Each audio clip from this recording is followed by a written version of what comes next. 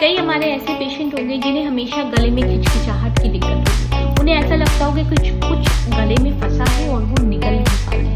रहता कुछ नहीं है, एक म्यूकस टाइप से रहता है और वो बस उन्हें एक एहसास होती है, फीलिंग होती है कि अंदर कुछ अटका हुआ है और उन्हें टिंगलिंग कफ होने लगती है। जैसे उसे साफ करने के लिए वो कोशिश करते हैं लेकिन वो हो नहीं पाता है, जिसकी वजह से वो खांसते रहते हैं, कफाते रहते हैं। फ्रेंड्स, अगर आपको ऐसी दिक्कत है तो आप एक डोज या फॉर 2 to 3 days आप ब्यूमेक्स लीजिए, 1 dose इन अ डे।